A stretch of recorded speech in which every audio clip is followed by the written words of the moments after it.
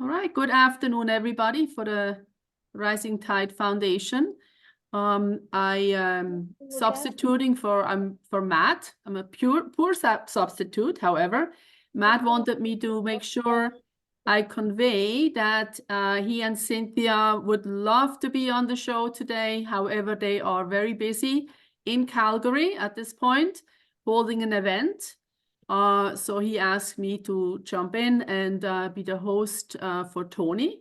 Tony Chaitkin does not need a big introduction. Tony is an author, a well-known author. He has written many books. He has written Treason in America. He was a co-author of the unauthorized biography of George Bush. He wrote the book Who We Are, Volume 1, and he's right now in the process of writing his second book, Volume 2. Paul, would you please put your mute on? Sorry, guys. No I have my problem. daughter here. Yes. Okay. Your daughter. That too. Yeah. Okay. And so Tony is, we are very pleased to have Tony. He is giving us a presentation today on the historical backdrop of the border crisis, with a look towards the oligarchical manipulations to break up the USA from within. And he's discussing this from going back to the mid-19th century's effort to launch the Civil War and to create a Confederate slave empire under the Knights of the Golden Circle. And all of this really is being put ahead again because of the big crisis in the United States around the issue, so-called issue of illegal immigration, which nobody really is discussing why this is happening. And Tony will give us a little give us a presentation on what is the cause of this, which nobody ever wants to discuss. So with that, I'm giving it over to you, Tony. You are co-host, so you can share your screen if you want to, if you need to. Oh, okay. Yeah, I'll do it. Hello, everybody. Yeah, what Madeline said about the manipulation and an attempt to break up the country is not exactly the way I'm going to be approaching this. So I would like people to keep an open mind about the subject, because I think that the way I framed the title of this was the current discussion is a suicidal trap and how to get out of it. Why it's a trap. I think both sides of the discussion about the border are wrong. And they're wrong because of what's happened to them, people individually who have these notions about the border having to do with their souls. So I want to share some pictures. Now, probably a number of you were on the other presentation that I did for subscribers. I'm going to use some of the same slides, but I hope that we have a different discussion. And I want to have a real discussion with you. So I'm going to invite a little bit of a discussion at different points as we go along. All right? Because I hope to challenge the way people are thinking about this, as I've been challenged to try to think through what's going on. All right, now I'm going to do a share screen. And I'm going to, can you still hear me, Magdalena? Yeah, I think so. Yes, Tony, yes. Okay, all right. All right, now I'm going to do the PowerPoint. Let's go up. All right, now I'm going to start with the ancestors of Oh, this is not good because people are appearing. How do I get this out of there? Wait a minute. If you click up here on top where it says slideshow, then you don't have the pictures on the left. Okay, hold on. Let's see. Where it says slideshow, is that on? Up here on top. Oh, I see it. I see it. Yeah, and then go all the way to the left. It says from the beginning. Okay, now go back to slideshow. All the way There to it the is. left. There you go. Okay, all right, now. So the first few slides concern the ancestors of the people who are coming across the border. Or some of the ancestors, anyway. So this is a picture of an ancient irrigation work in Peru, South America. It's not just the Incas, there were other peoples that developed advanced technology at different times. It had to do with, of course, with feeding people and engineering to accomplish that, and understanding different elevations and what they could grow at different elevations, and the water that was available in different places. So they're carrying water from the mountains down into this kind of catchment basin. This is an ancient, it's an archaeological site. They've uncovered this. Here is some more from the works in different reservoirs sides. And you see the channel. There's another channel. Now let's go to Mexico, just south of the USA.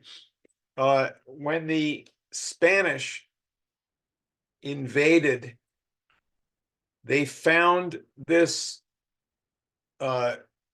in the Valley of Mexico, which is, I think what's called Tenochtitlan here is where Mexico City is now. So these are 5 lakes, and they contain islands. You can see some of the islands, but they also have these things called chinampas. That's around here. I guess these things are marshes, the other ones. The chinampas in green are in the lakes. Now, what are these chinampas? They are floating islands that are artificial. This is something like it looks like, the recreation. And they bring material in and build up an artificial land area, and they're anchoring it to the bottom of the lake. These are fertilized. And they also, in Mexico, created corn. Corn was not, didn't exist before these people in Mexico, some different people, invented it, hybridized it, created it by changing nature. Just as these floating islands are changing nature, and it has to do with what they're going to do to use the water. This is a photograph from 1912, long after these societies were basically deprived of the ability to advance themselves by the colonizers, who formed a new race in Mexico, the mestizo. That is, they intermarried, but they had a different basis for their economy. Now, I want to ask, at this point, I want to stop my presentation for a minute, and I want to ask people who are listening, what is the relationship of what I just showed to the people coming across the border, aside from the fact that it's, maybe their biological ancestors? What's the relationship of this to this border crisis? Why am I showing this? And why should you care about any of this? What does this tell us? So I'm going to get out of sharing the screen if I can. Let's see. How do we do this? I go to On the top. stop share. There it is. Yeah. Okay, now. So Magdalena, you want to see if somebody can answer my specific question. That is, why is this important? What have I shown? What's its relationship to the present crisis, to the people coming across? Well, in some sense, you could say that it's colonialism that motivates people to want to leave their country. And you're taking it way back to the roots. Well, I wasn't talking about colonialism. I was talking about. Are you talking about the decline of a civilization? That it can go downhill all the way? I think what he's referring to is at one time there was a flourishing civilization there. They Yes. had workers, skilled people, knowledgeable people, regardless of how it was ruled. They did have an amazing. From what I understand, that like in Mexico, there's like 1 million people lived there at one time. That's right. Right there in that valley of Mexico, there were 1 million people when the Spanish came there, just there. And I think you hit the nail on the head. Let's think about this. What do we remember once the archaeology has been done and we recover an image from South America and from Mexico of these ancient people? Do we remember the exact form of government of these people? Nah, who cares? I mean, it probably was important, but I believe that the people who did these things probably couldn't have been ruled by some sadistic maniac, right? They would have had brains because, as you said, they were skilled people. But what more important to me, and it should be at the center of what people think about, is that we're proud of these people. Look at their accomplishment. They made inventions and discoveries. They were elevating themselves. They improved their living standards. People without these kind of things don't live as long. These are great achievements. And so we as fellow human beings take pride in these ancient peoples. And if they're our ancestors, we take a special pride. And so what does that say about the people that are coming across our border? They have a certain kind of claim to our respect because this is the kind of people they are at the bottom. They come from a creative race, from creative forebears. We're proud of our heritage in the USA. People are proud of lots of things. But this is the accomplishment. And again, this is an accomplishment in physical economy, in the improvement of nature for man's benefit, for the people's benefit, using resources, water resources, the different kinds, soil, for the benefit of the people and for the benefit of their future. So if you now if you're talking now about the border crisis and you're excluding this kind of consideration. And instead, you're thinking about wicked people in high places who control the world. And that's what's on your mind. I have a disturbing thought for you.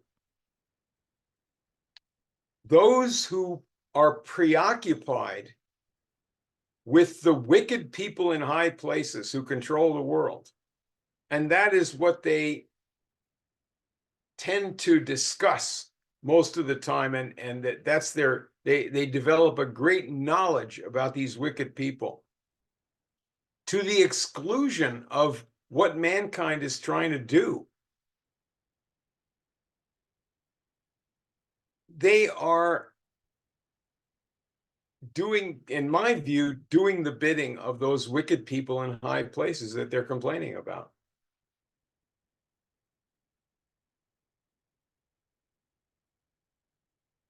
The peasant is told that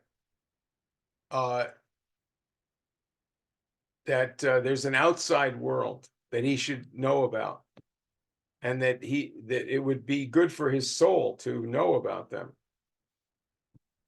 But he doesn't know about them. There's no railroad there. There's no communication. What does the peasant know? He only knows that there are wicked, no good, corrupt people running society. He knows that, and you can't change his mind about it. He knows, he's wise. He's wise to the ways of the world, isn't he? No, he doesn't know anything. All he knows is evil. He's not skilled. And he doesn't really have an affinity for other people outside of his immediate circle, the people that he can see. He's blind, and his soul is crushed by this kind of society.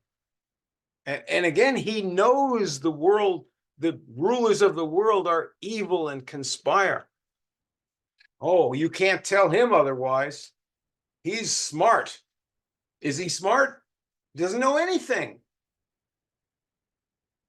So in all of the discussions that you have about what's going on in the world, if you find somebody that is preoccupied with the oligarchy that runs the world, and they're going to tell you about it night and day and get deeper and deeper into the oligarchy, and they don't have any clue about what man needs in the world.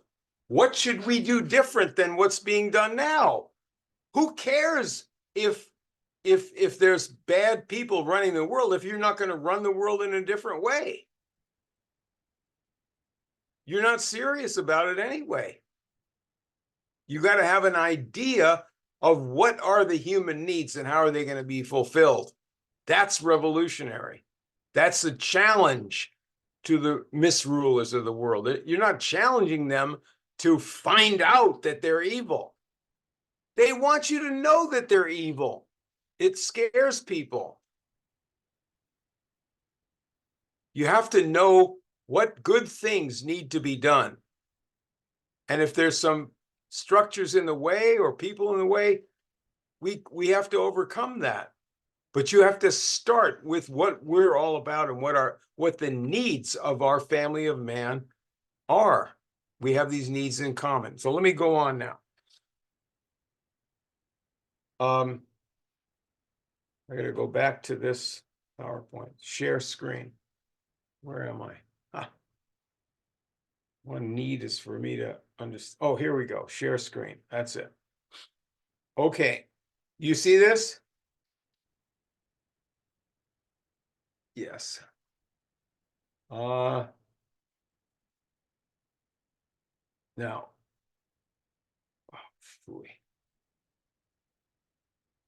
Again, you go up to slideshow up here. Oh, here it is. Yeah. Yeah. And then click on that. And then go all the way to the left. No, not from the current slide, from current slide. Oh, I'm sorry. Well, that's all right. Okay. Okay. Okay, so just All right, now, so here the USA, this is just, I now we're talking about the USA. This is Ben Franklin when he's over in England, and he had this circle of inventors and pro-human thinkers, anti-slavery people, really, in England. They were not imperialists. They were interested in science and in inventions. He had a group called the Lunar Society. He was the master spirit for the invention of the steam engine. He was there in person as the science advisor for Boulton and Watt, and many other projects like the canals. He was chased out of England in 1775 as the American Revolution was starting. Here's a question to ask yourself as we're going on. Why did Franklin help the British? He had a lot of complaints about them. Why did he help English people in this way? This gave England a lot of power. Why did he do that? Think about that. If you say because he was a British agent, then you don't know Franklin. Somebody gossiped to you. Okay, next, let's see. How do we do this? Wait a minute. Oh, I see. Ah, damn. Slideshow. From current slide. There it is. Okay. So we oh, I gotta go back. on the bottom where it says slide 10 out of 28. I have a full screen here, Oh, I unfortunately. see. Okay. I'm not gonna worry about this. I'm gonna just go back. The British made a determination, the imperialists, that no other country was going to get these kind of powers. So they didn't allow. They wanted to not allow industry in any other country, modern industry, so that everybody would be under their control. So this is the East India Company that their faction got in control of the British government at that time. So now, if you go on to Hamilton, we had the nationalists had an argument with the slave owners and with the financiers that they were related to. And our nationalists said that we're going to industrialize. And Hamilton had a debate on this with Jefferson. What was that about? That was about what was going on in the world. What was that? The dominant power, the British Empire, had new overwhelming powers, physical powers, that allowed them to predominate and control other countries. And so if we're going to have independence, we need those powers. That's what this discussion was about. That's what the debate was about. There was a strategic problem facing the country. You can't discuss Jefferson and Hamilton without looking at the Industrial Revolution that was going on at the same time, right then. And what was the strategy? So there was a transatlantic faction that came up within the USA. And in this faction were the British Empire and their friends or partners in different ways in the USA, Northeastern financiers and Southern slave owners. Now that transatlantic faction had a moral idea.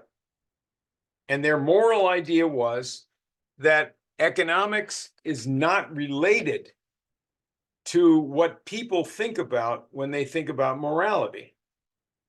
That's in a religious sphere or something else.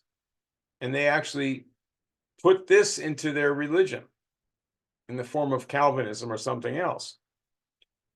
Their whole philosophy was cheap labor. Here's a picture of slavery. The worst slavery was in the sugar fields.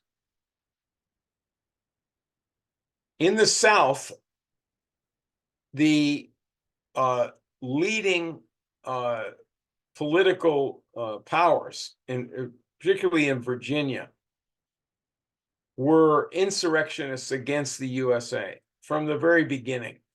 And they were in with the British and in with these Northeastern financiers. But these Southern slave owners had a problem, and that is that their form of agriculture was destroying the soil. And so that was really impelling them to try to form an empire, to gain land and new workers, slaves or other form of cheap labor from the West, from Mexico, from Central and South America. That they wanted to have a Southern slave empire to go out and grab more land and use it up. It's like they were using up the slaves. Lincoln, as you know, opposed the war against Mexico that was done by our government when our government was controlled by the slave owners. Lincoln is a hero in Mexico. This is a mural in the government palace in Chihuahua of Juarez and Lincoln side by side. Lincoln said that man has creative reason, that there are infinite resources to make a better world. Everything in the universe that we can have access to or hope to have access to is something we can use to improve our situation through discoveries and inventions. Now, he also believed that people should work for a living, but not just do work. Not all work is good. The work of a slave is not good. The work of somebody who is trampled down in a cheap labor system is not as valuable as the work of somebody who's skilled. It's not just market value. It's a matter of, your pride, your self-esteem, your pride as a human being. So he opposed the empire's cheap labor system that keeps people ignorant and poor. Sometimes some people say, well, why don't those bums go and work? And they're talking about somebody that's unemployed. And, it's often the case that a very large number of unemployed people is a result of policy. It's on purpose. The people who thought like Lincoln and like Henry Carey didn't just make policies like a high tariff and national banking and cheap money and build railroads, through the government. They also actually hands-on built the steel mills. They themselves, but these were private enterprises by people who were nationalists, and they believed in changing society for the better. That is not the case with, the transnational bankers today. They're both businessmen, aren't they?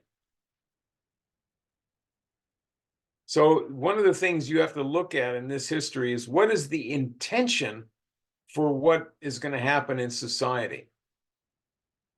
Keep that in mind. That's the ultimate question about leadership.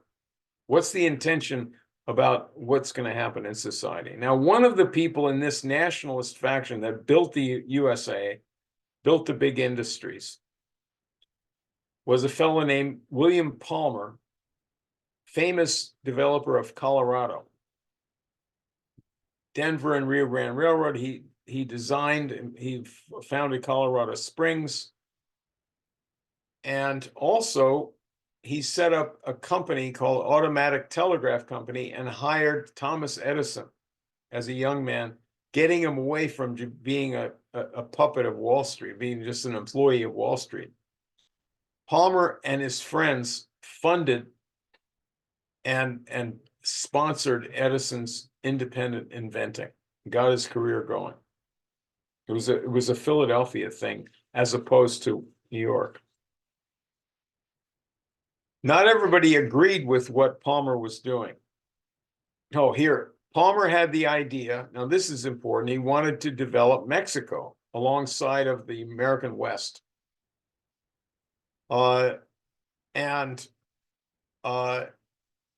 He knew something about the ancient Mexicans. He talked about that.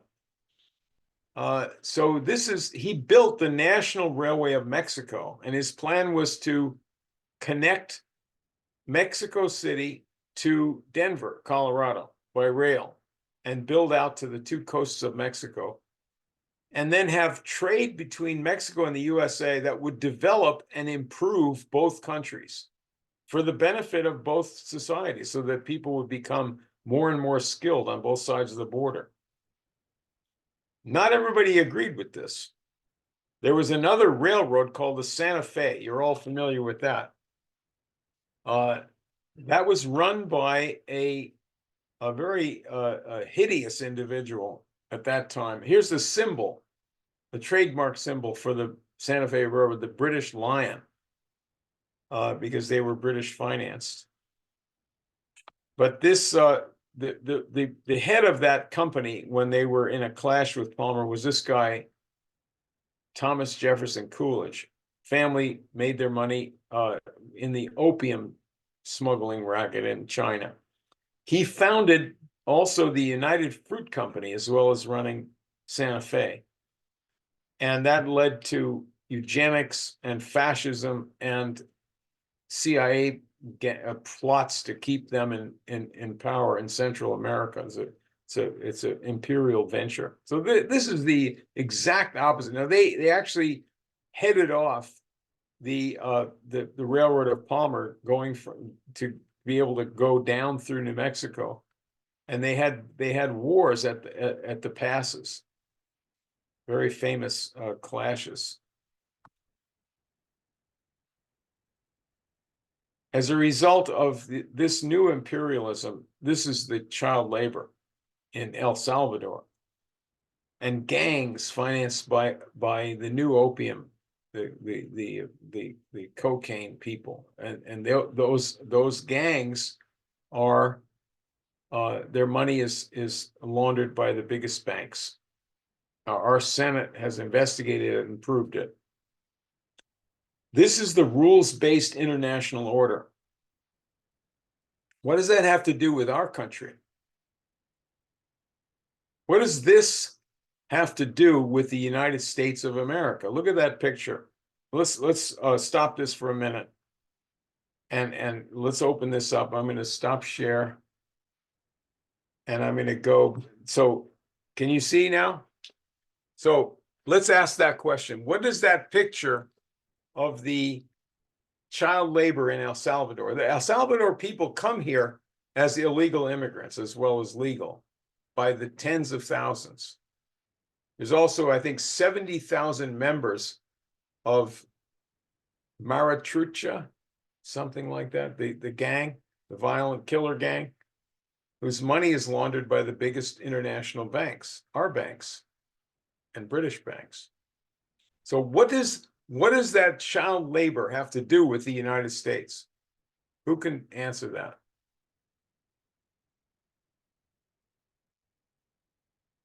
Anybody?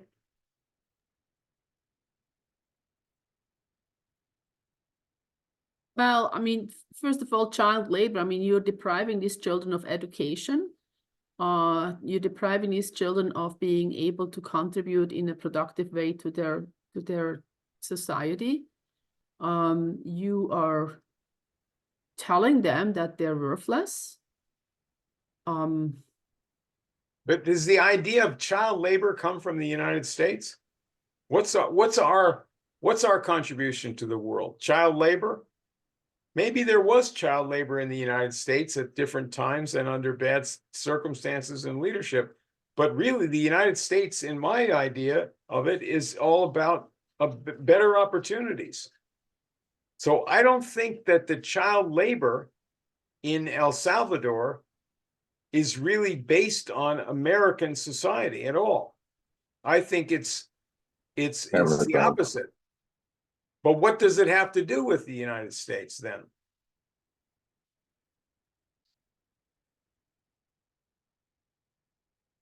Why even bring that up with respect to the border? Well, one obvious thing is that they are trying, the parents of a child in that situation, not only don't want them to be murdered by some drug gang, but they want to get out of that hell.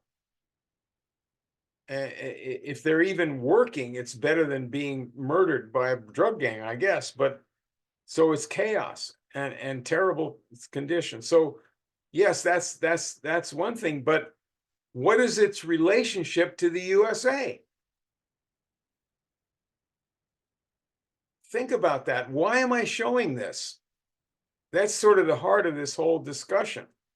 Well, we're influencing the politics of that country. Yes. How are we doing that?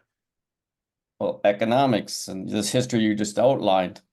We've been busy, or actors and economic forces from the States have been busy there for a century or two.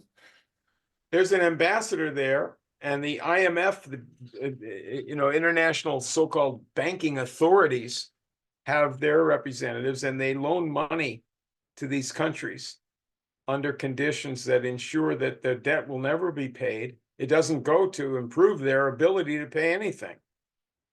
So they have massive debts in those countries.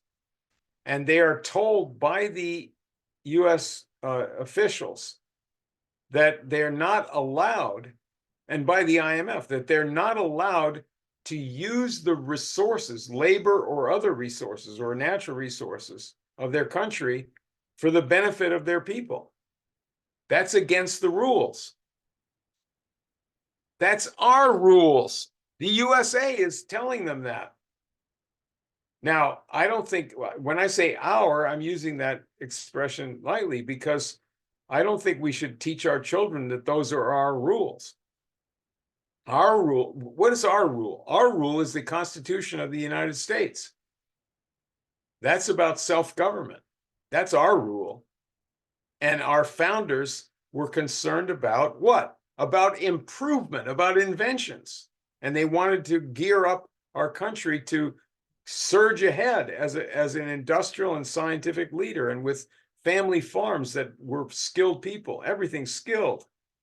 So that's who we are. That's our rules.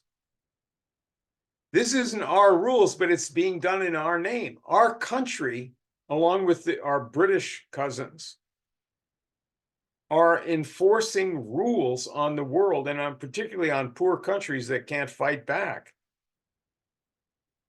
that keeps them in hell. What is the benefit to us of doing that? We get a lot of cheap goods.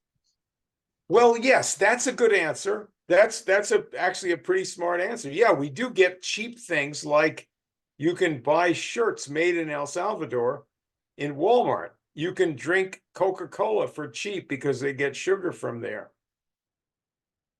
Are these things good for us? Is it good for us to get cheap clothing? Not really. It's a lot better for us if we had really good jobs that were productive and gave us a good standard of living. Just because you have something cheap doesn't mean you're doing well. It's probably being done against your interests. That's like people saying, I want the farmer to get screwed and give me eggs and pork for 5 cents a pound. Is that really good for you? Not really. So what the farmer needs to be able to make a good living. And it would be good for you if he did. You might even get better food. But what I'm trying to get at here is these people in South America, what are they? They're some other people. They're not us, right? There's some people that are being used by our enemies who are pouring them across the border to ruin our way of life. That's just a stupid way to think about it. Who are these people? They're our neighbors, right? If you live in a neighborhood, you want the neighborhood to be peaceful. You want it to be prosperous. You want the whole neighborhood to be prosperous, right? If half the neighborhood is sick and disorderly and victims of this and that, you're in trouble, right? Okay, now let me go on with this and get past this. Share the screen. The next one is, oh, come on. Slideshow. What happened? How come I don't get the slideshow? There it is. Okay. All right, now.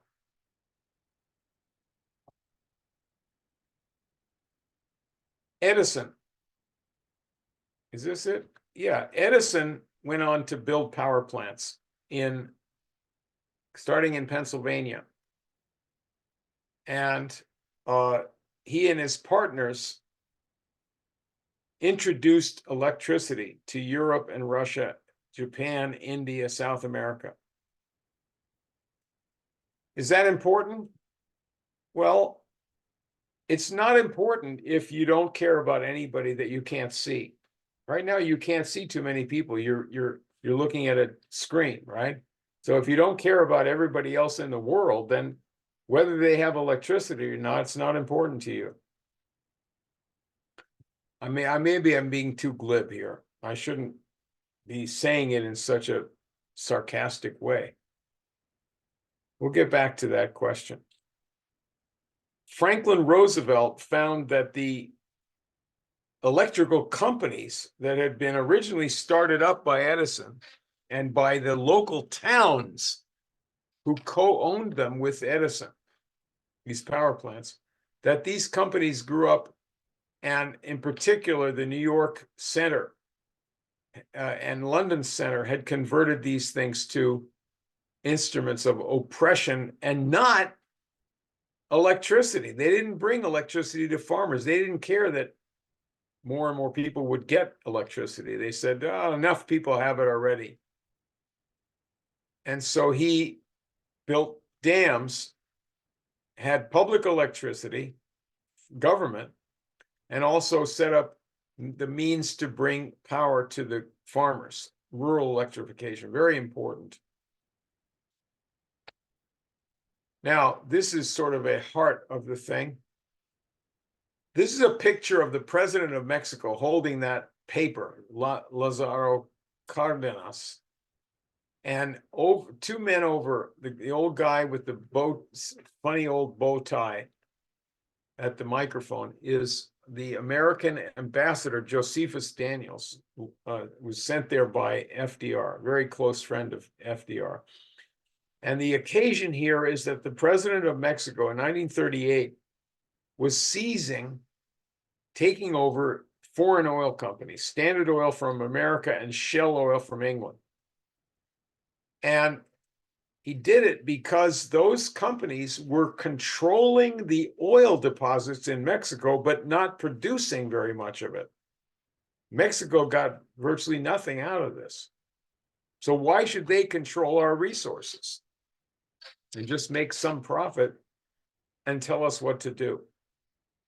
FDR supported the president of Mexico to seize this American and this British company and use their resources for themselves. That's the good neighbor policy. These people are our neighbors, right?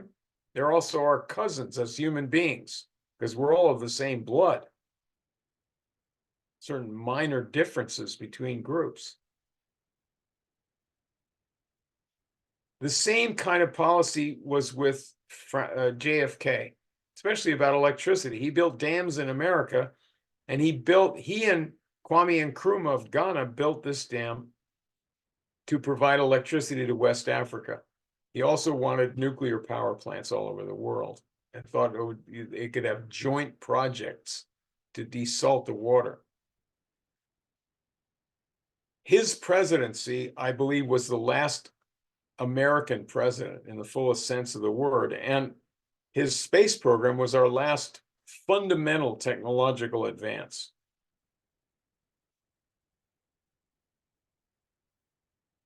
The whole philosophy of progress was abandoned after his death.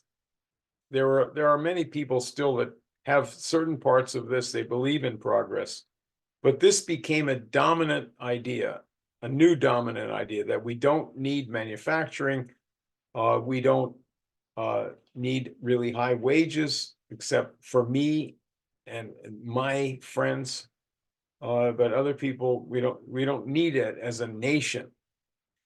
And the excuses for these things were various half-truths. Aren't you against communism? Aren't you against pollution? Don't you want to express your sexuality? We need a new society, different from the old objectives, to get these things done.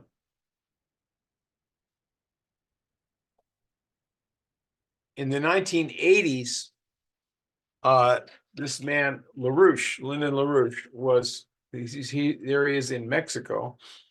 His wife over here, Helga's with the president of Mexico after he was president, Lopez Portillo. And they had a policy of, Portillo picked this up and really promoted it. He did a debt moratorium against foreign banks, foreign debts, because they were being screwed on these debts. And he had a program for very rapid development of a modern society to honor in this way their ancestors who were an advanced society. Why not do it again?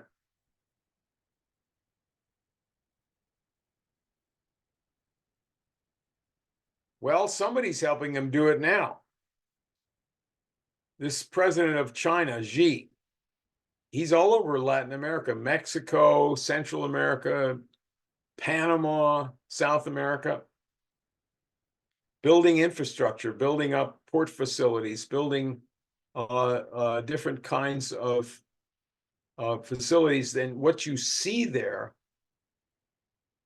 in this map, this is a paranoid map of the situation that only shows you the kind of things that are being done with China's help that pose a threat to the USA. Satellite stations that could spy on us, and so forth. There is no such thing in this kind of illustration as progress. There's no such thing as any actual human needs. It's pure paranoia. And I believe that you will find that populists have the same view of this. That is, anti-government people have precisely the same view of this situation with China as the oligarchy and globalists that the populists claim to be fighting against, and really are. The populists receive this kind of paranoia doctrine from somewhere, right? Where does it originate? I think it originates from the oligarchs, from the world government people. Those are the people that are feeding the anti-China frenzy that goes into these so-called conservative circles. What's missing here? Where are the South Americans and the Mexicans and the Central Americans? Oh, we don't care about them. What we care about is this Chinaman over here. We have no respect for China. Do we have respect for any of the people south of us? Do we have respect for them, for the people that are coming across our border? All right, so let me get out of this and go to stop share, and that's the slideshow. And what I want to do now is open it up for questions. I don't need some summary statement. I think if you don't get the idea of what I'm driving at, if you think it's just random thoughts, let's discuss it. I meant this as a criticism of the two sides in this border debate. One side says, close the border, seal the border, and stop the people from coming across. If you do that as your policy, if that's your policy, then you won't stop the people from coming across. They'll pile up there by the millions. How about the other side? The people who say, well, we care about these people. Let them come across into our country. We don't need border controls. If you do that, then you're destroying the countries to the south of us whose hellish conditions are the same, right? You haven't done anything about that. And you're also destroying the United States with cheap labor coming in, with disorder in cities and so forth. Either way, either side of this debate is completely fruitless. I believe we do have the right to have border controls that mean something. But unless you are addressing what is happening to the people in those countries, you don't really have border control. That is border control. You have to repair the situation facing them, and that means you have to repair the situation facing us. Do we need infrastructure? Do we need a space program? Do we need modern times? Do we need some education other than strange sex? Do we need anything to do with man's, dignity as a genius in the universe? Yeah, we need that if we're going to survive. Just so do they. Their problem is our problem. Their enemies are our enemies.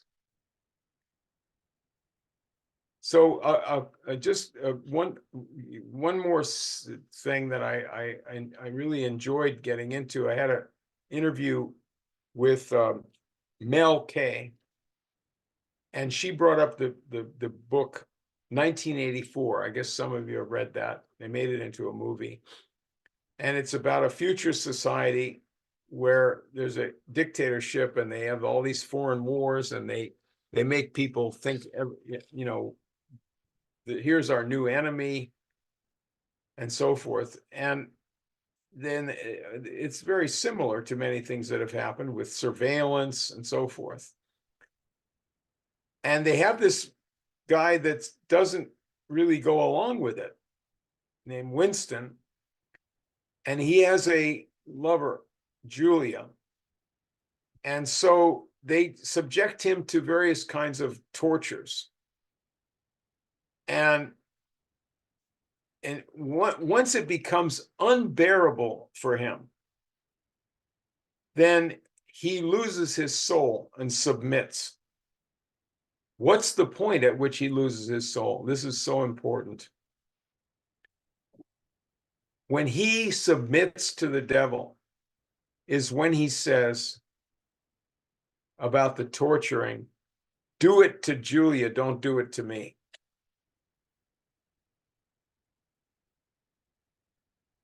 Now, I don't blame him. I'm not criticizing him. He had more than he could bear. We all have hardships. I have had hardships, but they're not more than I can bear. God has been good to me in that way. But that is the point at which you lose your soul. You submit to the devil. It is exactly at that point. When you do not feel sympathy, solidarity and excitement about the good benefits of other members of your family, meaning the human family, also your own family, also those who you love, or the neighbor that Jesus said you're supposed to love. How could you love people in South America? They're so backward, especially the ones that have just been shot. They're really backward. Shot by some drug lord. Those people are dirty. They're dirty. I don't know. Why should I love them? Why are they dirty? Well, maybe because they don't have modern facilities. They don't have irrigation in some places. Wow, they invented it. We could love them for that alone. So that's the point here, is that if you think you're being practical, and the so-called idealists of the liberal class are not practical by letting people cross the border, you're not any more practical than they are, because if you lose your soul, you lose everything. You can't think straight. You have to have this solidarity with these people that are coming across the border and the people that are still back there in hell in those countries. Once you have that, you can think straight about the border crisis. That's the way out of this trap.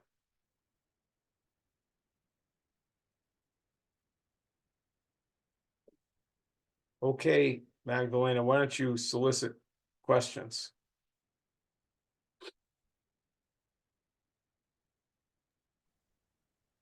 Okay, I hope you can hear me now.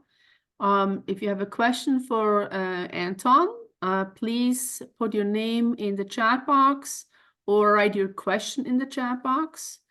You can also raise your hand, the little yellow wavy hand, okay, if you like. And keep in mind that you don't try to hog the microphone, that other people also have questions. Yeah, go ahead. Okay, so far I have nothing here. Okay. I have a question, Tony. You know, a You're lot the of teacher's pet. yes, my own pet. Okay. Okay. So this morning Jerry was telling me something about Haiti, okay? That happened there. Apparently the president of Haiti was ousted by the people blocking the airport when he was trying to come back from Kenya. The prime minister of Haiti, okay? And so the people of Haiti, they blocked the airport so he couldn't come back. And because of that action, he had to resign. Okay, how is it that we don't hear about this? This is the issue, right? Because I believe one of the things, one of the reasons we care so little or we have so little sympathy is because we don't know what is happening in South America, what is happening in Central America, and so forth. And the question is, not the question, but my comment is that we need to make an effort to actually figure out what is really going on in other parts of the world, and not rely on our media that we see on TV all the time. So that's just my comment, really. Okay. Well, Haiti is an old. This is an old situation. Goes back to the founding of our country.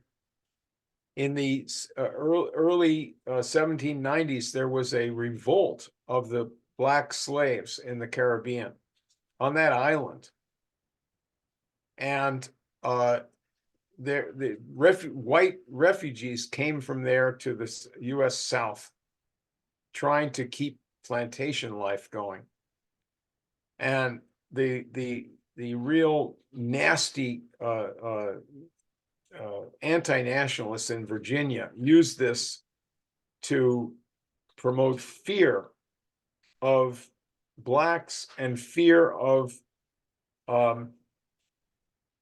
having any independent countries in the Caribbean or Latin America, because that would be a revolt that was threatening to us, defining us as white people.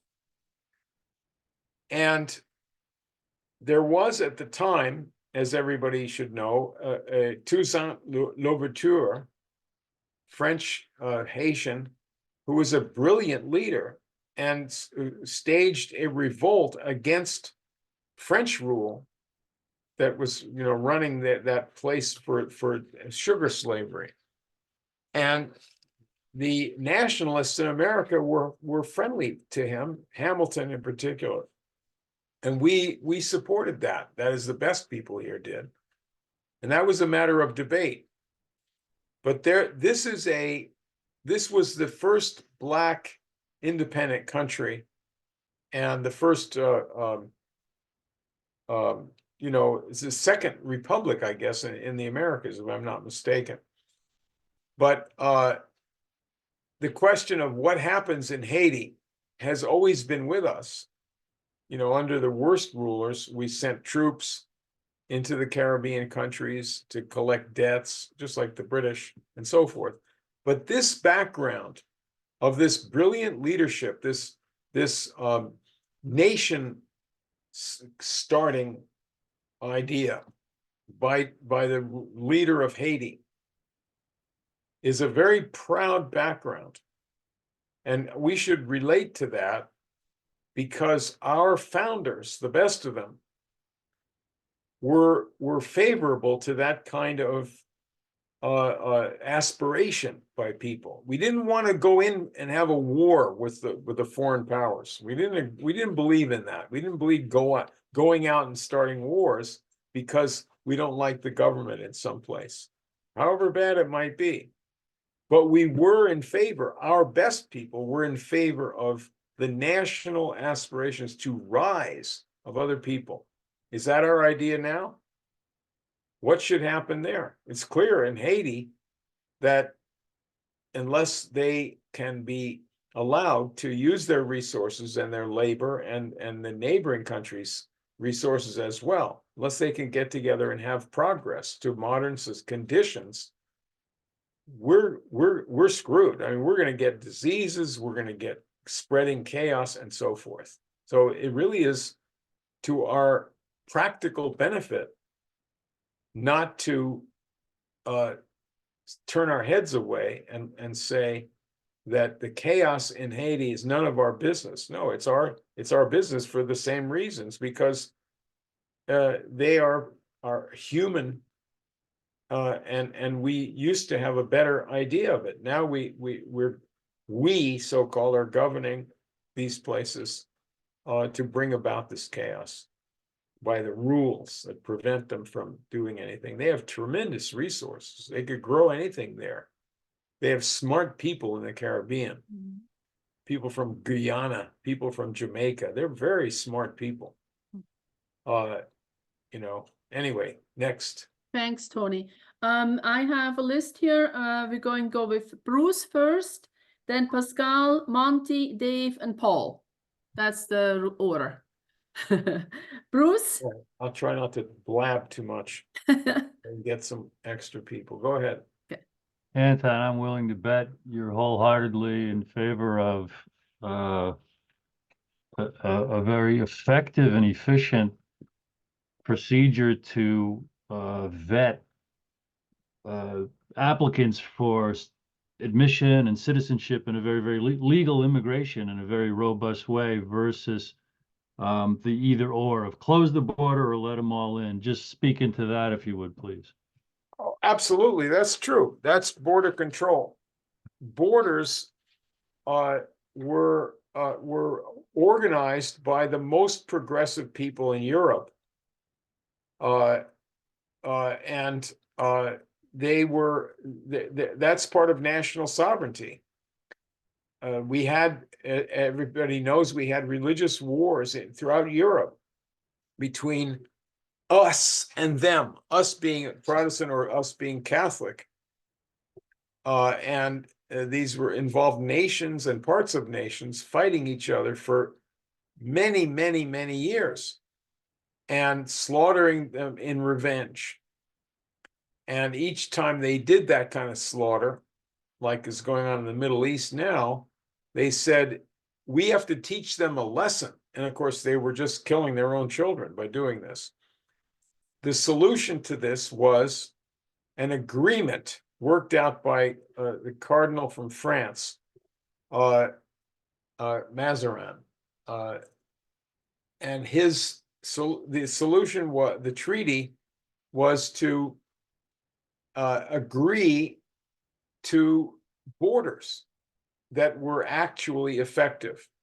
And that meant that each country was to rule itself. And what happened inside the other country was none of your business, except insofar as they would accept the offer of friendship, the hand of friendship that you're offering, cooperation.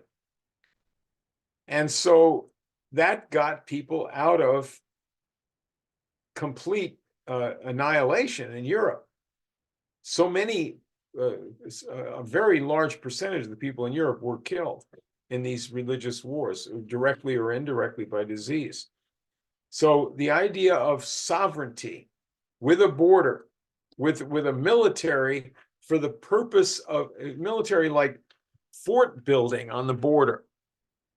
That's not the same thing as building a navy and going and shelling some country halfway around the world.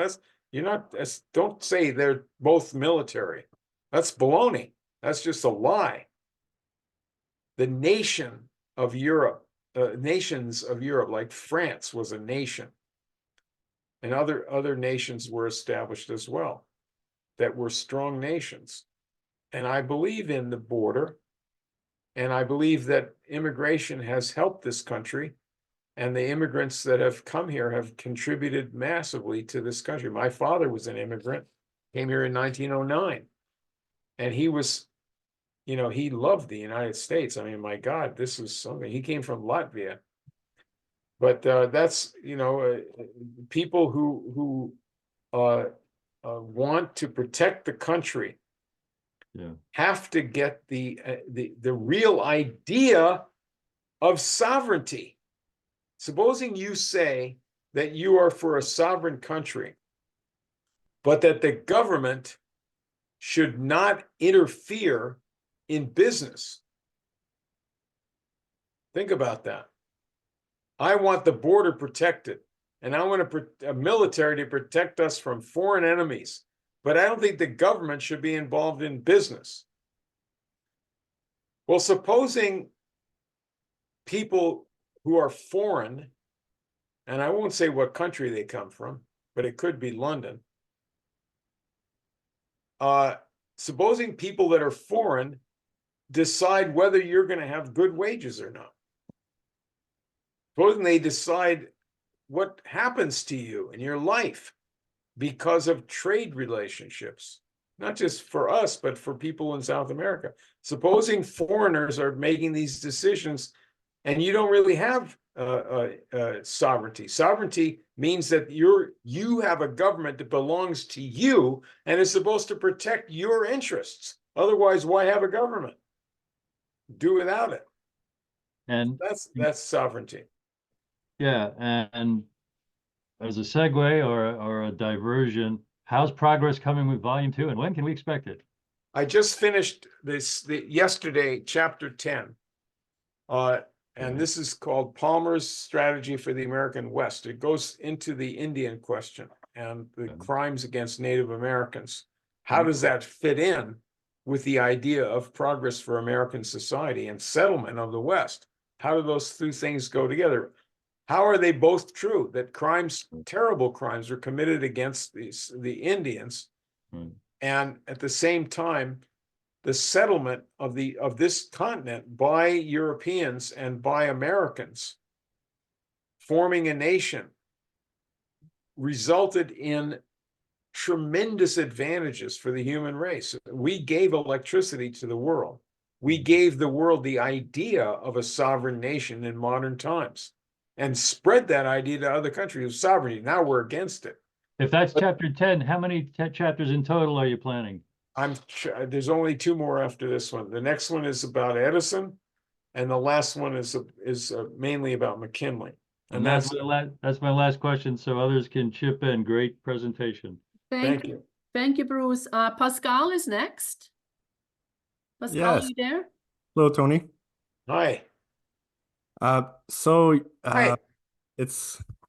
I was wondering all throughout your this talk, you know, we know what the enemies are doing, like they're killing, assassinating, blackmailing, all of these things. And I was wondering, what do you think in terms of the strategy for the nationalists of today? What is it that they should do better, or what should be the approach to do better than the one before that you talked so far? I think that the nationalists in in like this guy Palmer, or like Lincoln, or like Kennedy, or like FDR, or like Alexander Hamilton, or like anybody that did some good. You could even go back to historical figures, Socrates, Jesus, people who believed in that man is better than a beast, and that man has to have this wonderful relationship to his fellow man. Didn't they all lose? Haven't they all at some point come to the point where what they believed in was destroyed or overthrown? So is it all for nothing? No. That's the idea of Prometheus. Prometheus actually, in one sense, lost because he became under the power of Zeus, right? He had, his liver was eaten by the eagle sent by Zeus because he challenged the heavens and gave man the power over nature, gave man the power of fire.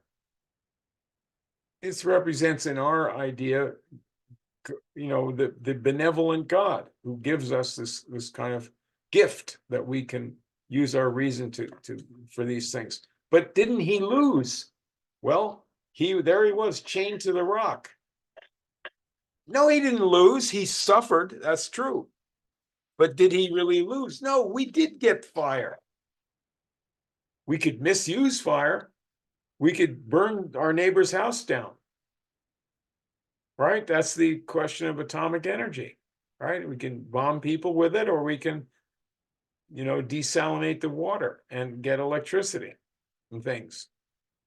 All of these people. So when you said, what can we do better than they did? I think we can learn from their mistakes, I suppose. I would say Franklin Roosevelt made the mistake that, in a minor way that Trump makes in a big way. And that is not educating people about certain aspects of American history. He portrayed himself as a Jeffersonian. And that's not the kind of government he had. He didn't believe in, no government. He didn't believe in just letting the people that owned land and owned the people who worked it dominate the country. He didn't believe in that. He was directly against that. But he said that Jefferson was a good man. Anyway, those are minor things to me.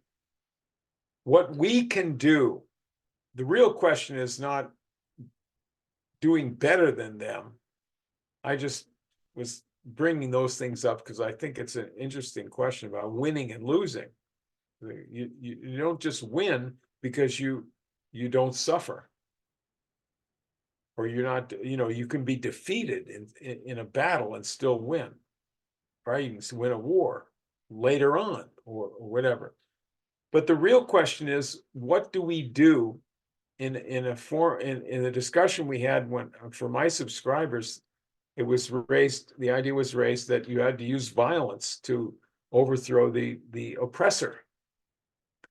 And we had American Revolution, we had the Civil War, we had World War II. And of course, they didn't mention the French Revolution.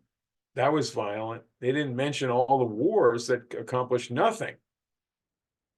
Vietnam, that was a real winner, wasn't it? The Iraq War still going on. They didn't mention that the oppressor always sends people into, activist organizations to advocate violence so people can get arrested, right? And on false pretenses. It's just stupid. Because what's the real issue? You have to think straight and understand what's the path that we have to go on before you talk about tactics. Like, how are you gonna get rid of bad people? Like in a Western movie, they're gonna storm the jail and shoot the bad sheriff. Baloney. I don't even want cowboys and gunslingers in my West. I want what Palmer wanted. I want opera houses. I want good jobs for people and things like that. But so that the issue is, what are the needs of the world? How can we fulfill those needs? What does that tell us about our relations to other countries that are our enemies, or that we consider as beneath our even interest, like South American people and Mexican people? What does that tell us? What are the needs there? What they need is of burning concern to our country. Unless we solve their needs, they're going to be a danger to us. If we do help them solve them, it means that we are stopping hurting them. In other words, if we don't put them in hell, they might get into heaven. We're putting them in hell. So the first question is, what should the United States do? What should Canada do? What should people do? What should the human race do? What are the needs of those people? And of our own people. Do we need something? And right away, you have to confront what's stopping those things from being done. But as you brought up, these past nationalists, these past nation builders, they had visions of improvement and did some good things. They built things for themselves and others. Like Franklin going to England and helping them to develop. And then the misrulers chased him out. But that's what they're thinking about. Franklin was the greatest revolutionary. So he wasn't a politician. He was a scientist. So that's what we need to do. Thanks, Tony. Monty has been very patiently waiting. Again, I'm giving the rundown of the people asking questions. So first Monty, then Dave, then Paul, then Ginger, and then History Man. So Okay. Monty, please. Thank you very much, Tony. Very much appreciate the presentation. And just a comment, I'd like to position for a question in relationship to the situation in particular with the migration crisis and the roots of it. And in solving it, the need for development and improvement, technological and scientific development and development of these nations, South America, and really throughout the world. And I noticed you mentioned Mel K, who I very much admire her work.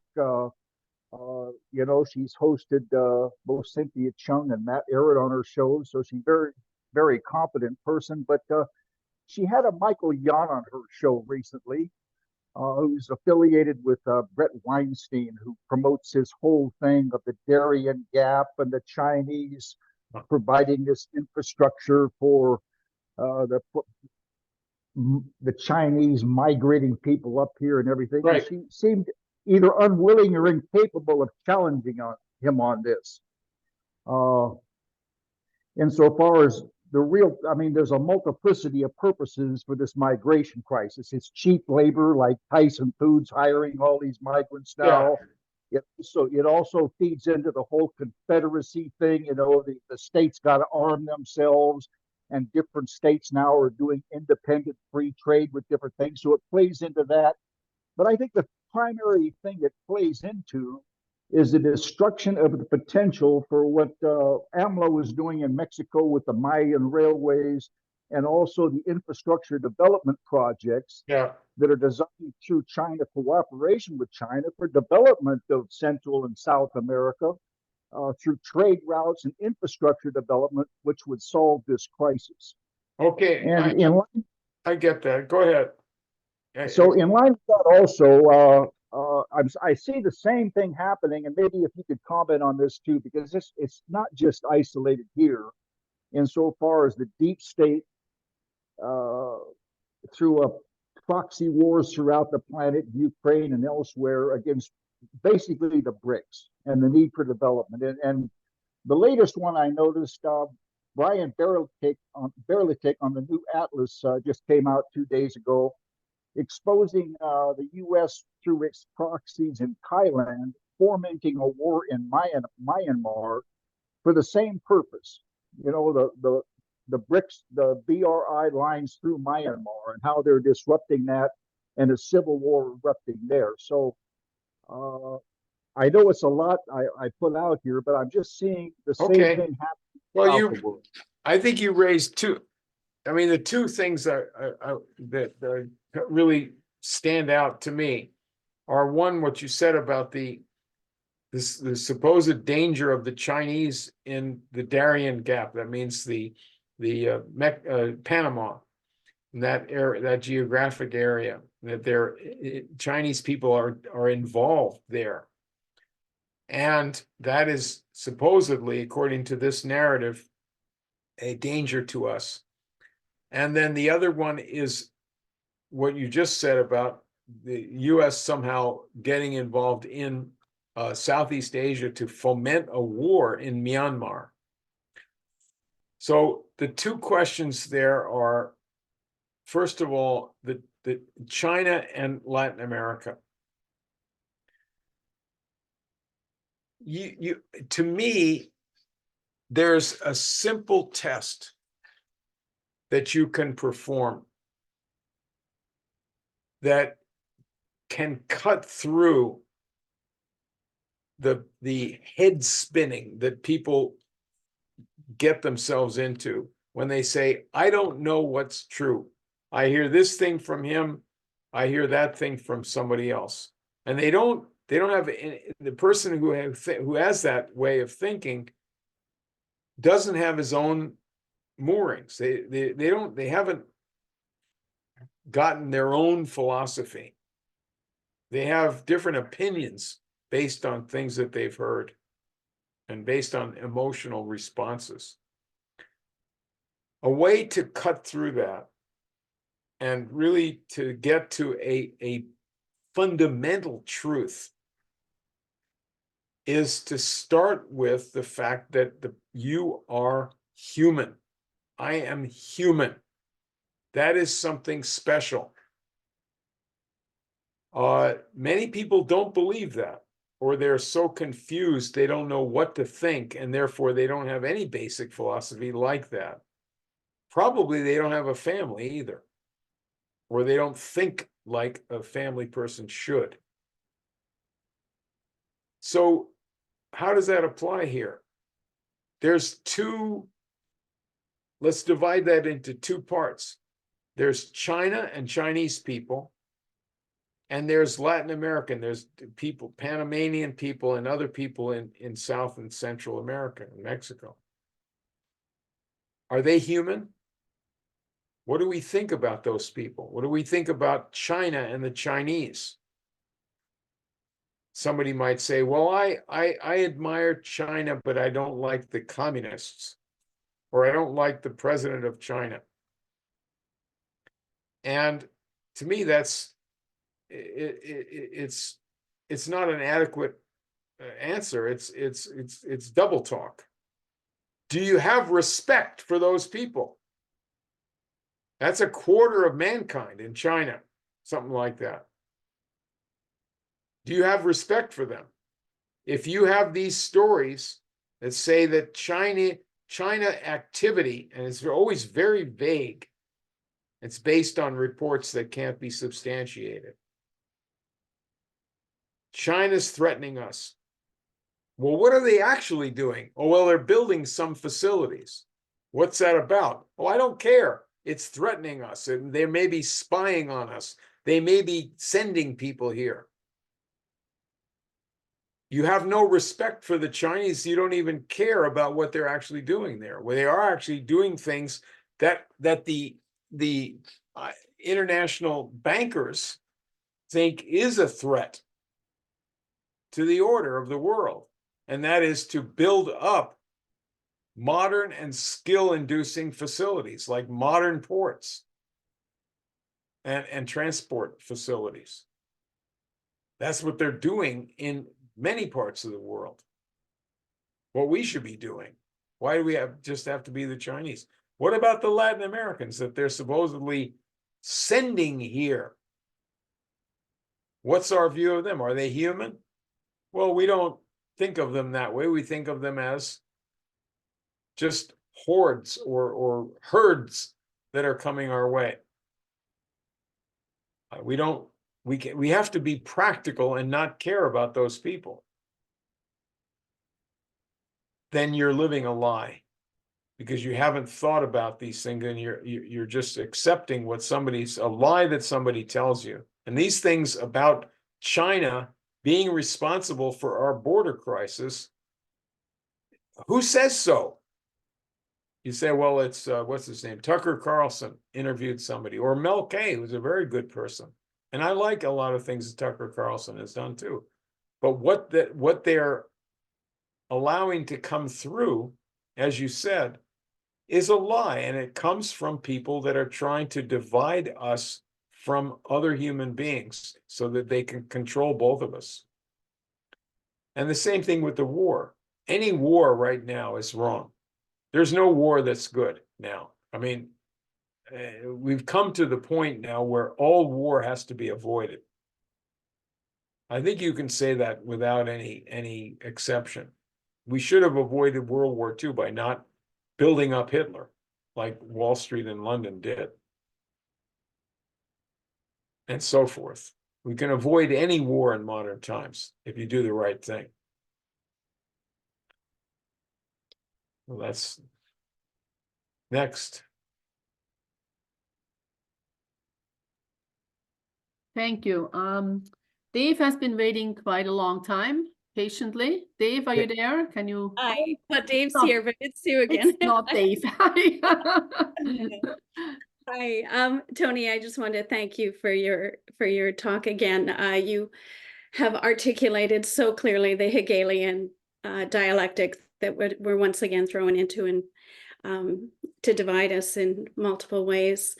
So I was wondering, in terms of what has heightened, what has gotten worse in South America, Central America, that we're seeing, this new migration crisis. I guess I'm thinking more short term, even worse than 10 years ago or 20 years ago. I too so heartfelt agree that providing a vision for the future for Hamiltonian economics, and that I'm just learning about when I share with friends who are anti-China and have bought into that psyop, when I share what they're doing with the Belt and Road Initiative and what they've done for their own people in their own country, the lights go on. And I remember seeing, just on another note, Cynthia did an RTF presentation on a vision for the future, and she showed future cities, and I was just so inspired by that. So I do absolutely concur that we need to speak more about vision as well, and what is possible in going back into our history and bringing these great thinkers back. So, and then just to, so where is Central and South America and Mexico now? What's getting worse for them? And I was wondering about El Salvador and Bukele. I had heard, he's done mass roundups of the gangs, brought violent crime down. Who did you say? Bukele? Yes, yes. And I also heard recently that he did pay off all the IMF loans, so that he's out from underneath the IMF. Are you talking about the leader of El Salvador? Yes, yeah. Oh, Just okay. wondering about that. And that he's also working to get out from underneath the Rockefeller medical big pharma system that we're locked into here as well. I see. It Okay. seems like a lot of good things are happening in El Salvador, but Well, I know one thing I saw is that weren't they talking about having Bitcoin as a currency? yes, they do. Yeah. I'm not sure about how that fits in with the idea of sovereignty, but here's what I'm answering now. You asked what, you're posing a question of what's going on now that's gotten worse. And you also raised your ideas about something that is potentially getting better. There's a leadership that's moving in the right direction. I don't know the truth about what you're saying with regard to El Salvador. I haven't studied it. Current, leadership and so forth. I'm generally of the view that the current leadership especially of a small country is usually irrelevant, because the decisions for that small country, they don't have the power to make decisions for themselves. That also applies to a big country if it's done with mirrors and smoke, like it happens sometimes in the USA. But what I would say is this is so urgent for us. The question of what actually is causing the people to leave these countries. It's not just a historical question going back to the beginning of time. It's an active question about things that are happening now and in the very recent past. You can go back, 12 years to the Senate report of Carl Levin that investigated money laundering. And it certainly applies today. They came to the conclusion that HSBC, English and American Bank, was laundering the drug money for the Mexican cartels and for the gangs, therefore, that sell their stuff. And certainly the same thing still applies, whether it's HSBC or some other bank. They have to have international support. So that kind of thing is not just from today, but what we really need, in my view, if you are serious in your concern about this border crisis, then you would be favorable to the urgent need, especially for the USA itself to get its own sovereignty back, to set up a commission that is very oriented to our status as a republic, so people should be able to see what they're about in the light of day. A commission to investigate what is the situation in the countries from which these refugees are coming. Really get into it, get down to it, without no holds barred. To say they don't need to be screaming. they can be polite when they interrogate people that have to do with these countries. I don't think you should badger the witnesses and so forth, but they have to get to the truth. Who is putting these people into hell? And why? And what's that about? And how is that done? And what's the problems there? What are their needs that are unfulfilled? How might those needs, what are ideas for practical ideas that have to be very visionary, because otherwise it's not practical, because you have to go a long way from where we are. But a commission to really investigate what is the situation in those countries. You're not serious about it unless you have some way of finding that question out, finding the answers. And in our country, in our system, we have a very good system for dealing with that. Our federal system on 2 levels has tremendous investigatory powers. I'm not talking about the FBI. That's baloney. That just has been misused. I'm talking about the power of Congress to investigate national questions and the power of state legislatures to investigate many things, including broader questions. This is not executive orders. This is not sending the military somewhere. This is to get to the bottom of the truth of things. That's what we need. You need a searching inquiry into the actual situation there. And I guarantee you will not get that if you let those countries be governed by foreign agencies like the International Monetary Fund, the European Union, NATO, et cetera, et cetera. Those are foreign agencies. Absolutely. The United States has neighbors there, and we have a special interest in the Western Hemisphere ever since Monroe and John Quincy Adams enunciated this. This is our backyard. If we're worried about the Chinese, how come we don't have anything to do with these countries? We do it only through these international agencies. The USA sends an ambassador there, and he's talking, what comes out of his mouth is from the International Monetary Fund. It's not from the USA. It's not for the interest of the USA. So we have the power to investigate what our fellow human beings south of the border, what is their situation? Because it's impacting us, right? Isn't that urgent? Absolutely. It's a question that I can't answer, but you know, as a citizen, I have a pretty good idea from our Constitution how you go about, you know, figuring that out. Thanks, Tony. Thanks, you. Tony. Okay, thank you. Paul, are you still there? It is your turn. Yes. Great. So I had a couple questions up there, but I think we've already covered them or come on to more important things. Is your So- daughter still there? No, sorry. I'll make Oh. her listen to it tomorrow, though. Okay. Well, invite her to listen. Yeah, I'll Okay. somewhere there. I try to. Yes, she needs to understand these things. Well, when she gets to be 15, then she will know everything.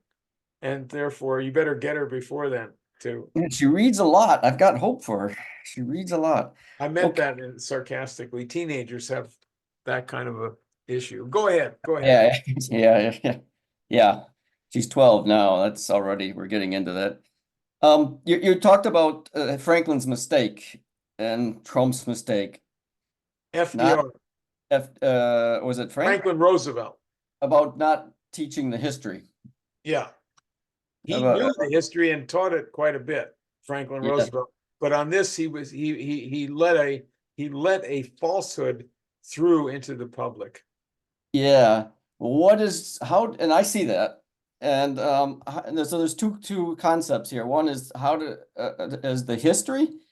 And what's your recommendation? Of course, your book. We're waiting for your book, but any in general outlines, how do we, I think for me, like reading Matthew Ehret's book and your book a couple of years ago, the American History series from Ehret and yours were like really wonderful, eye-opening events for me personally.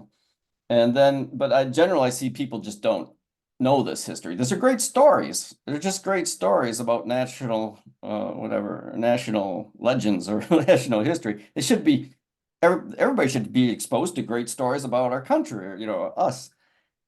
And I guess what are your suggestions? How do you get that out there? I think that's important, right? And then the other question is, I often hear this concept that industry is evil, technology is evil, advancements are just going to the latest technical advancements are just going to lead to dystopia and used to enslave us. And I see this as a very negative concept that people have and the reaction people are having. And again, how do you talk to people who have this fear of technology? That's it. Well, go back to the first few pictures that I showed, and then the question that I asked.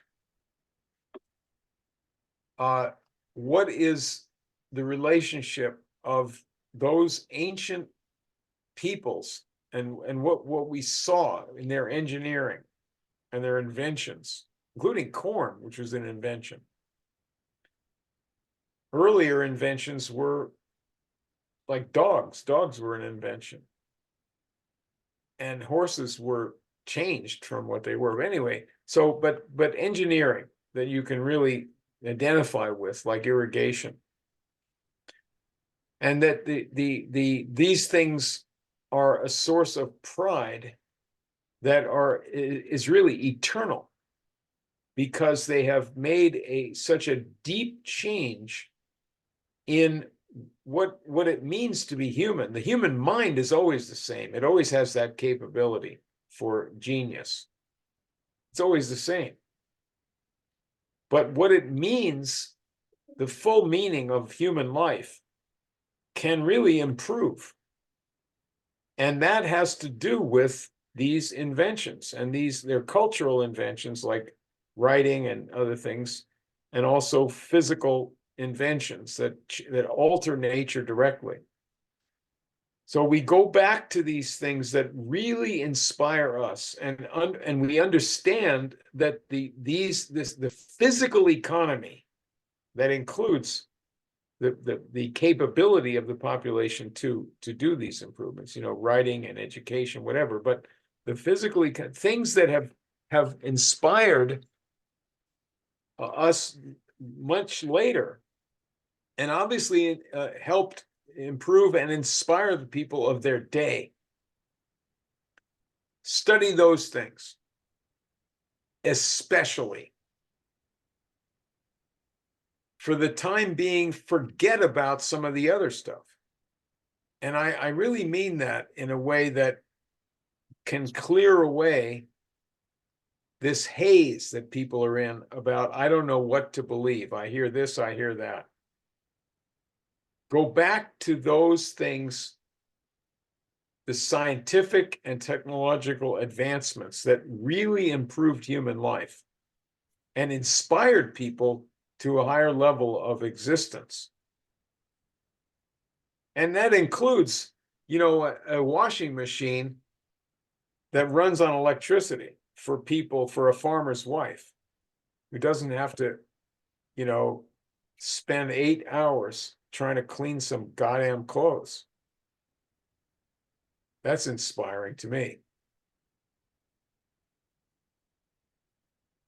And having the ability to not see your child be hungry. That's horrible to see that. So there's different ways that you inspire with inventions. Don't you?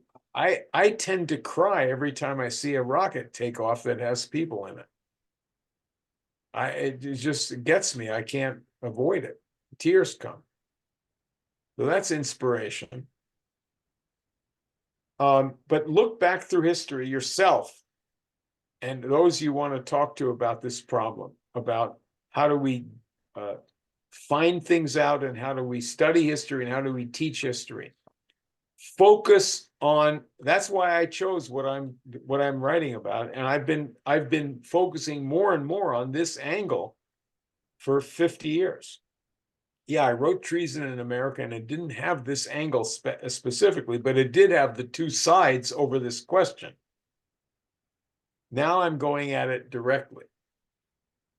I'm only able to do certain aspects of it because I'm not a scientist. You know, I did my own study of history, and along the way, I had to study different kinds of technology. But this special aspect of mankind, his ability to do, to change nature and how nature affects us, both physically change nature in some locale, and to understand mysteries and harmonies of nature. And that can lead to wonderful changes that inspire and bring about an improvement in the condition of mankind and in the mental processes of mankind. Look for those things. There's so many different angles on it. You know, people are having trouble with vaccines now, right? There's the whole debate and rancor clashes over the COVID lockdowns and the COVID vaccine itself. And I was talking to Matt about this, and he was telling me about the difference between this vaccine for COVID and the vaccines that solved problems for people. Measles vaccine, the what do you call it, the polio vaccine, or just inoculations, like for smallpox. Wasn't for virus, but I guess, but it was, I don't remember. But the point is that these kinds of medical advances have helped people. They are inspiring. The work of Pasteur was inspiring and had to fight public opinion. So that's a change in nature, to understand things that are unseen, but not mystical, not gobbledygook about, you know, mystical things that somehow in an unexplained way bring about these miracle things, free energy, and we don't even know what we're talking about. No, he's talking about something that is a direct avenue for human beings to work in and on nature that's going to help us. And he's very careful. He cares about the people that are going to use this. So he's a tremendous hero, Pasteur. And he's doing things in the same realm, you think, as those who make this vaccine for COVID-19. But as Matt explained it to me, this is a different product. It's not a dead vaccine. It's something new, something different.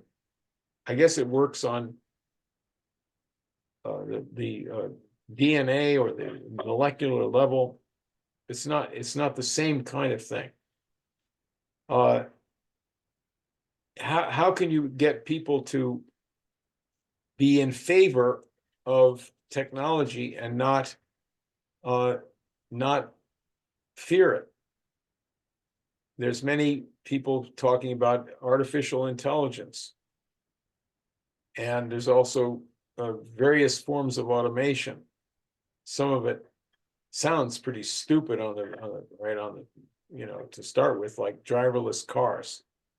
I'd have to be convinced of that. But anyway, the way to think about this is, again, go back to what people need.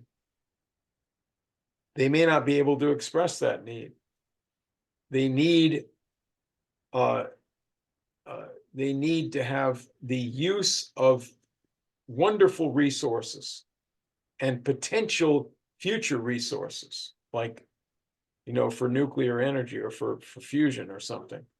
But the use of natural resources and also the, you know, it's very important, unknown resources, Africa and South America and other poor areas. The imperialists never went in there to find out what resources you might have. They wanted quick money and they wanted to control the place.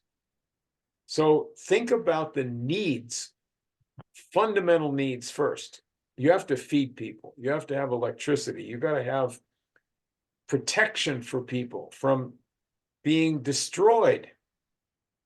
If you have 70,000 members of a gang, a killer gang in El Salvador alone,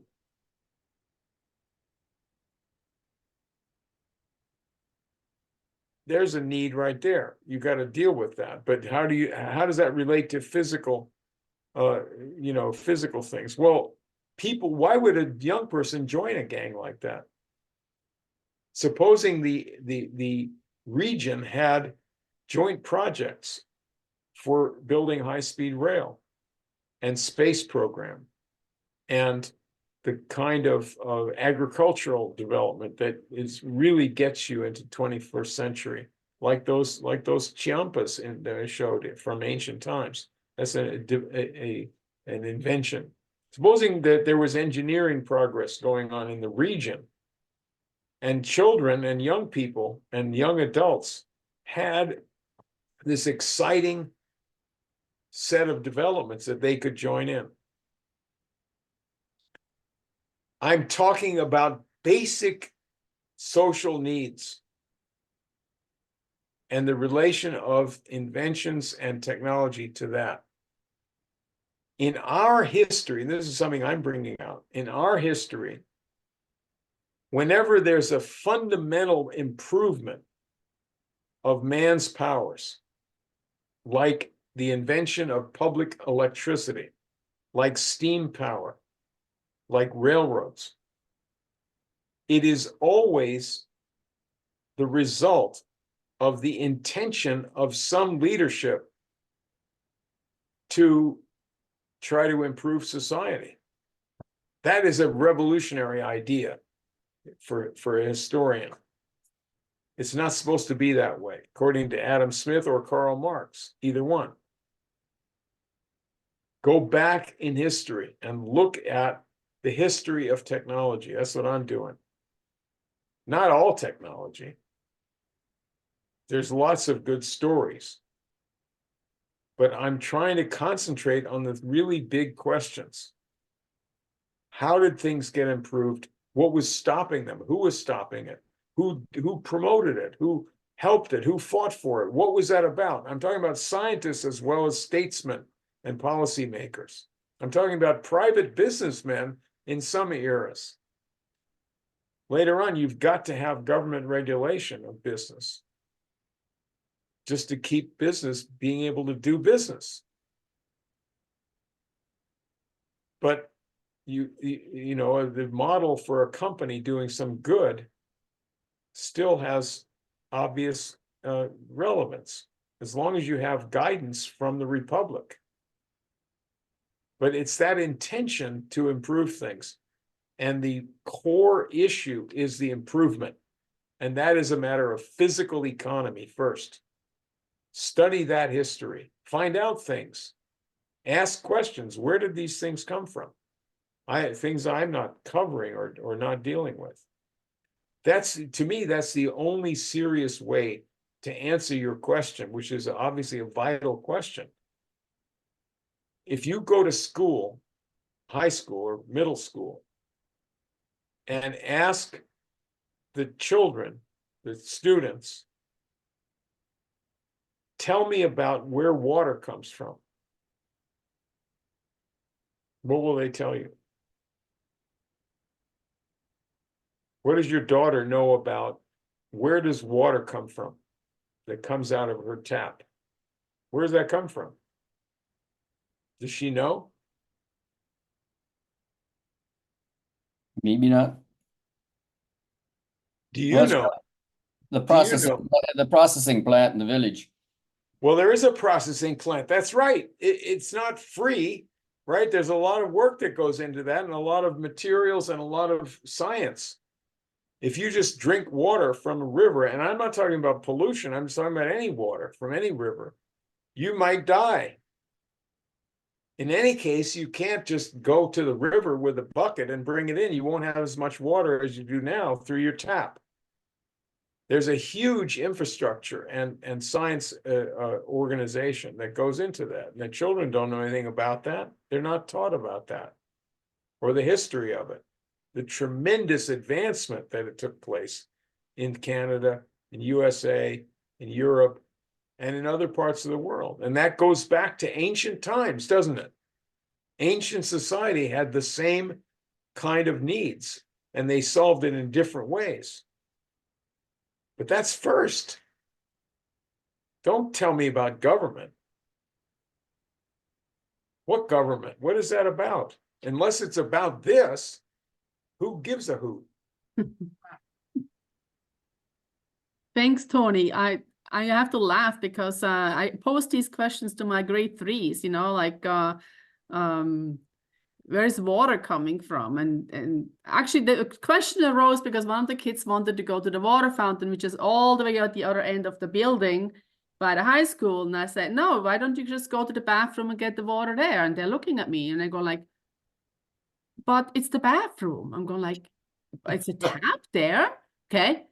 And I said, look, there's one pipe coming into the building with water. And the water at the water fountain is the same water as you have in your bathroom. That's right. And they're looking at me like, are you crazy?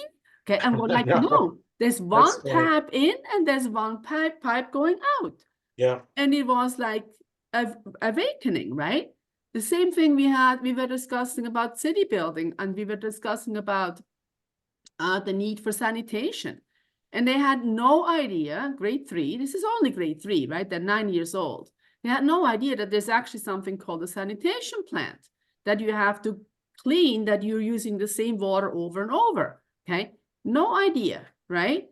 And these are just fundamental questions that these kids have no clue about. I mean, mind you, they know how to set up a PowerPoint on the computer and all kinds of stuff, right?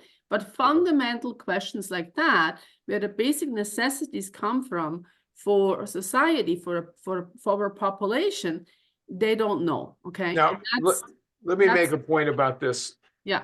The United States and also Canada used to be really on the job on these things.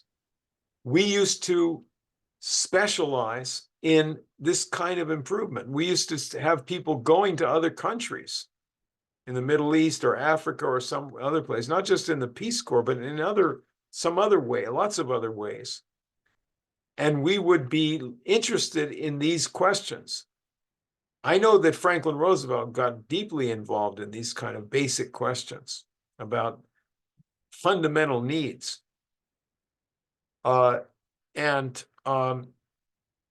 We gave that up. You know, the kids are told the people in Africa don't have access to good water.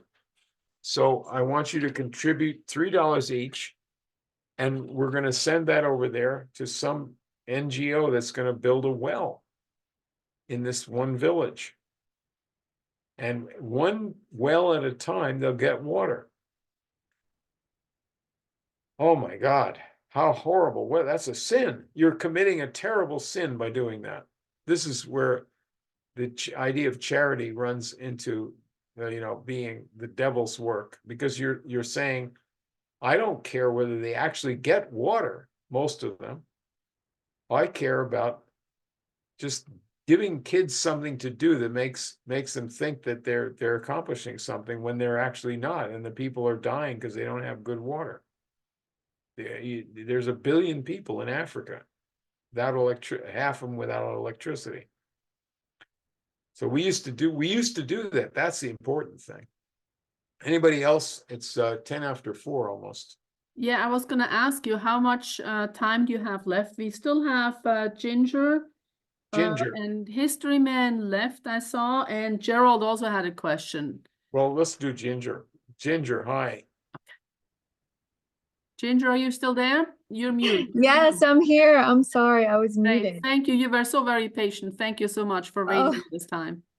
No problem at all. And I'm really enjoying the discussion. I think Monty touched on this too on your channel, Anton, during the Q&A last time. Matt Ehret brought up the trade agreements that now 8 states have signed with Great Britain. And I was wondering if you could discuss any issues you foresee with these agreements, like best case, worst case scenario based on historical precedent. I was really interested in getting your opinion on that. Well, since I haven't really studied the actual agreements that people have made or states have made, I hesitate to say too much about it. The foreign commerce under our Constitution is strictly the business of the national government to set the laws for it. It's states always have agreements and different contracts and trade, you know, on the state level or below that with foreign places. I think the concern is that my concern is, and other people may have the same concern, that especially with respect to the border crisis, you think of Texas and you think of other states that relate to Texas in a favorable way, that they are pursuing the use of power, political power and military power. They're pursuing some kind of forceful alternative solution aside from having the United States of America do what it's supposed to do. And of course, the obvious problem of people being duped into betraying their country must come to mind. Certainly what happened in the Confederacy, that people thought that their section was being invaded and they joined up, but they had no knowledge or understanding of a long period of decades when leaders in Virginia and elsewhere were trying to destroy the United States. They never agreed to the fundamental concepts of national sovereignty and real independence of a nation. So that was the real story. And so the war against the United States by this Confederacy was the culmination, the end of this push for a slave empire. And that slave empire was to be in opposition to the power of republic.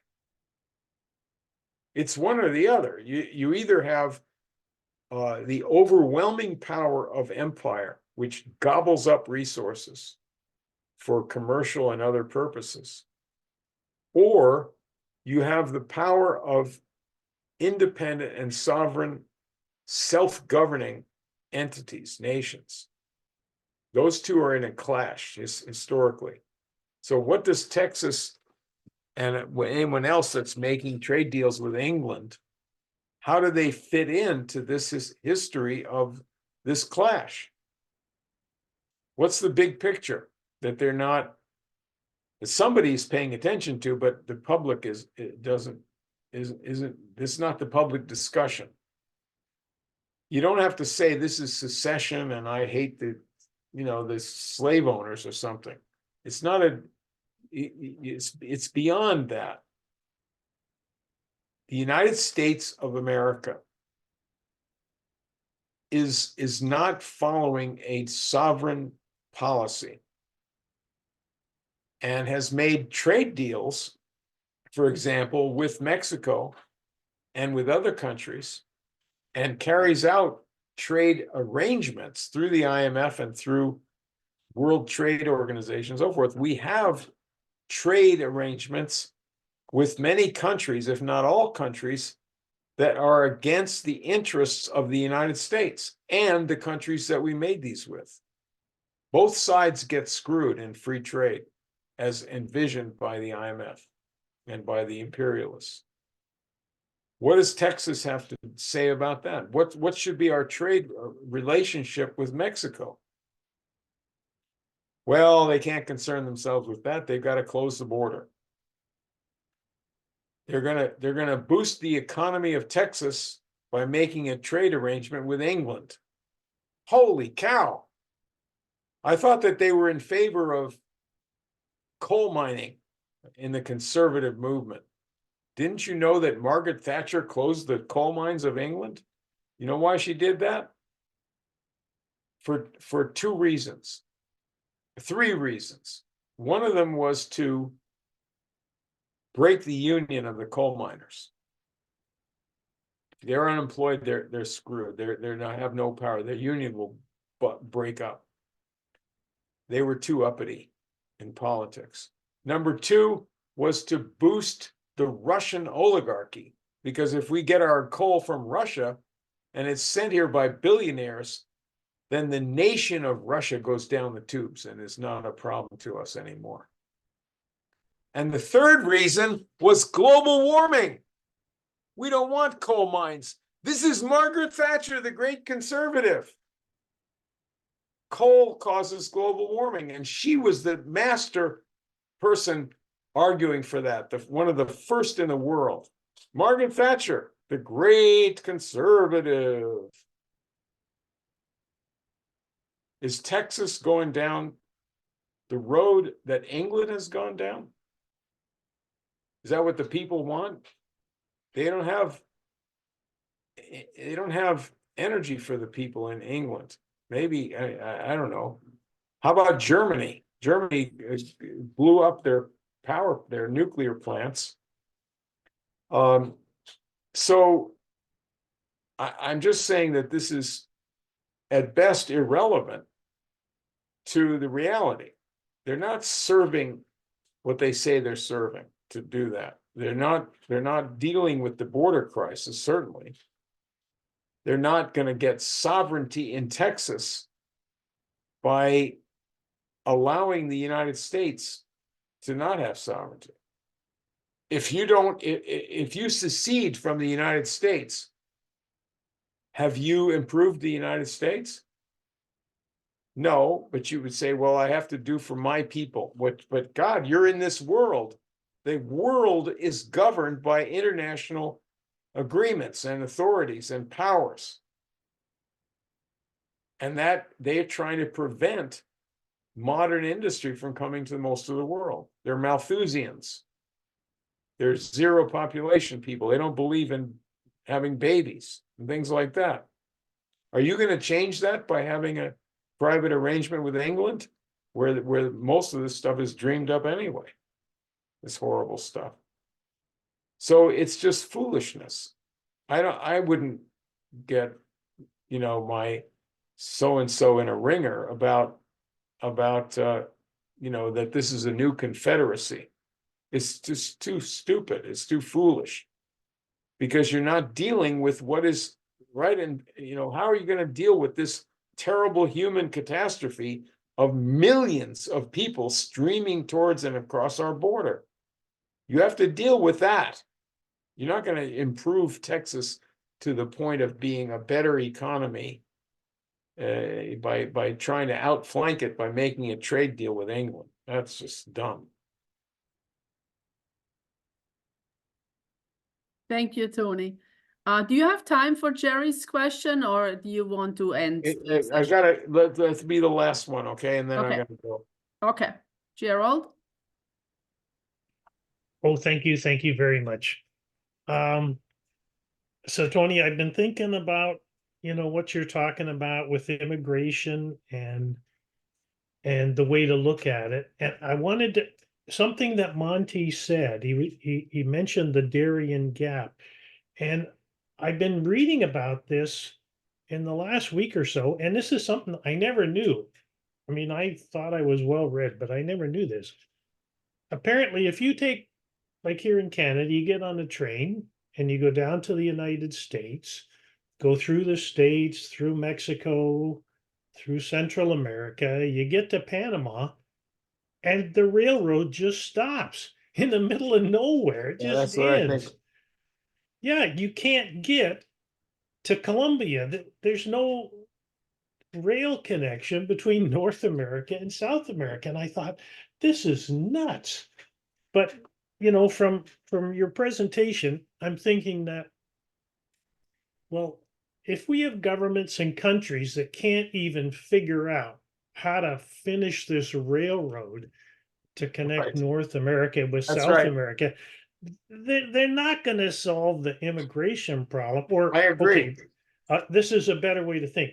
If we had countries and governments who were working on a way to finish that railroad, they probably would be in the right frame of mind to properly Exactly. deal with the immigration. So anyway, I just wanted your comment on that to see if I'm getting what you're trying to tell us. Yeah, exactly. No, you're exactly right. And so the only question you have to ask is how come?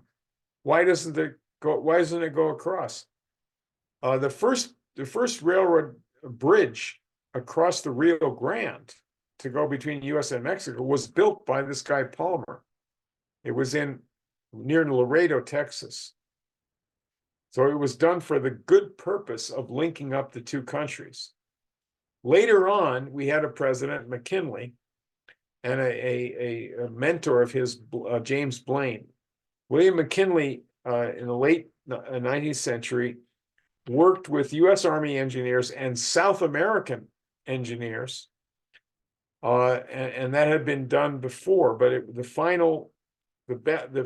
fullest expression of this was in a map that McKinley had and the Army engineers presented of railroads crisscrossing North and South America and going between the continents for the full development. Now, this is an old idea, really, that people in Peru in the 1860s were trying to build railroads across the Andes going eastward into Brazil and to build railroads all over South America, not only to connect them, but to be the initiator of steel mills all over South America. So they were very ambitious, and British started a war, the War of the Pacific, to stop that ambition and to stop them from getting across the Andes.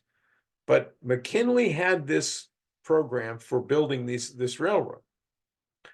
And the French had tried to build a Panama Canal. And that failed. I believe it was sabotaged by Morgan and his faction. But leave that aside. The French plan failed. And so the US was negotiating with the nation of Colombia, of which Panama was a part. It was not a separate country. We were negotiating with them to have the US be the initiator, with their cooperation, of a canal that would be part of this kind of full-scale railroad development and other facilities to link up the whole hemisphere and develop the whole hemisphere. What happened to that initiative and that canal plan? McKinley was murdered. He was shot to death. Actually, really, you could say, while he was proposing this. He was at a Pan American Exposition in Buffalo when he was murdered by I think it was this same gang that did it to Lincoln and so forth. And Teddy Roosevelt, who had been forced onto the ticket as vice president in the election just before that murder, became president. He had a history going back in his family and otherwise with the enemy, with the Confederacy, with the British intelligence, with the bankers and so forth. And what he did was he said, well, we're going to build this Panama Canal, but we're not going to do it in cooperation with the Latin Americans. We're going to do it against them. It'll be for us to develop an imperial outreach with Navy to get through the canal. And in order to accomplish this, we will rip off a portion of Colombia. It will be called a new country, Panama.